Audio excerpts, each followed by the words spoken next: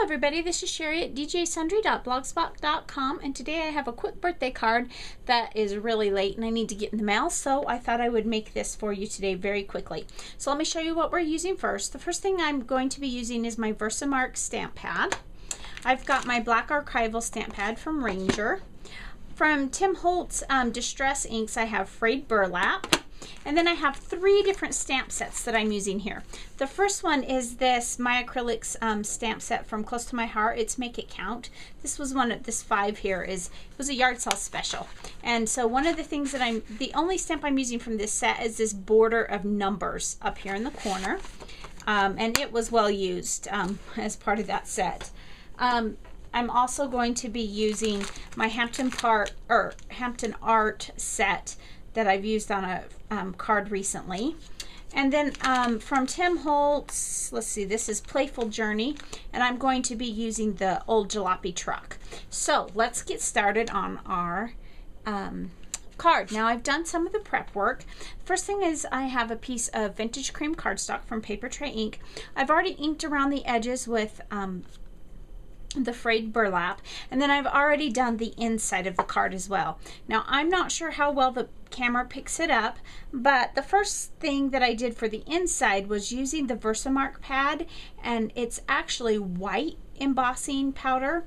I put the number strip across the top because that's going to tie into the front in a few minutes, and then I embossed it with white, and it is almost a tone-on-tone effect on this.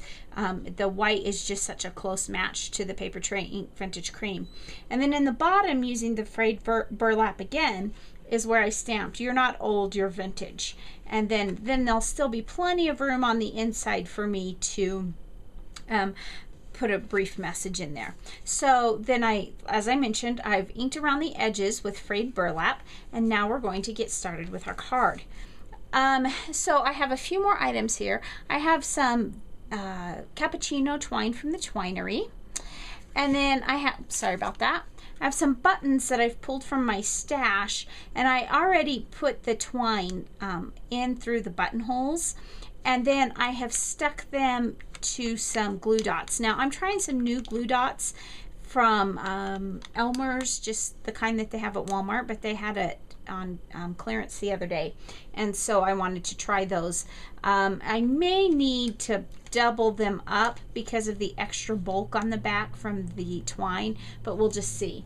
Now this, I had a piece of cardstock. This is kind of a craft colored cardstock, and I have no idea what brand it is because I just picked it up pulled it out of my stash scraps. And what I did is I stamped in black, I stamped the old truck, and then I just ripped it. Now when you rip some paper, I do want to show you a tip here.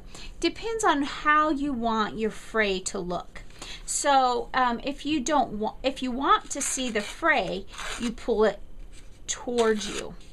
If you don't want to see the fray, you pull it against you, and then the fray's on the back side. For my particular project today, I wanted to see that torn edge on the inside, and I could ink around it, and I thought about it, but I said I'm just going to leave it plain. Okay, then I pulled some other pieces of paper from my stash. This is a really dark, deep brown, and then a coordinating blue color. And to tie all the colors in, I found this scrap, and I'm going to have a tip about that. Now these are cut at about 5 inches, which I could line them up here, and then I would have lots of extra, but that's not what I'm doing, and I'll show you in a minute what I'm doing.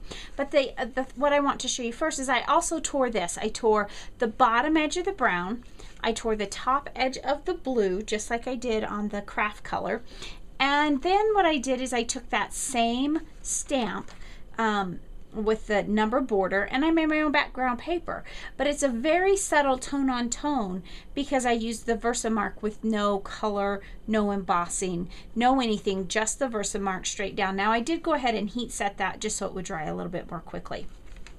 So let's get this adhered down. I decided that what I wanted to do is I wanted to offset it. And so that's why I cut it shy, and the corners will be offset on the side, so that on one side you will see more vintage cream coming through, and then on the opposite corner you will as well.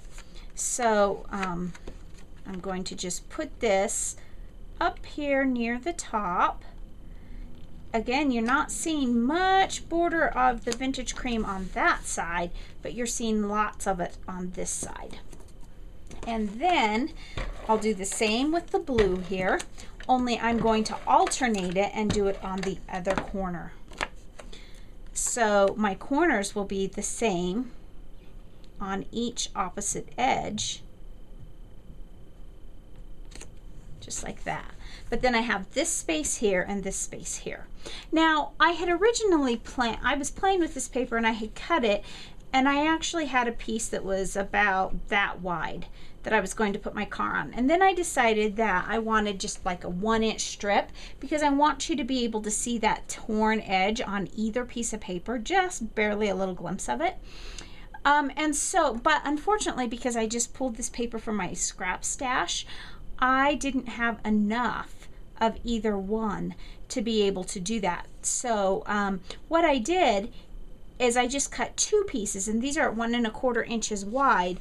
And then what I'm going to do is I will cover the seam with my main image. So there's kind of just a little tip for you. Sometimes you may love a little scrap. I know there's some paper that I like so much that I save every little bit of it.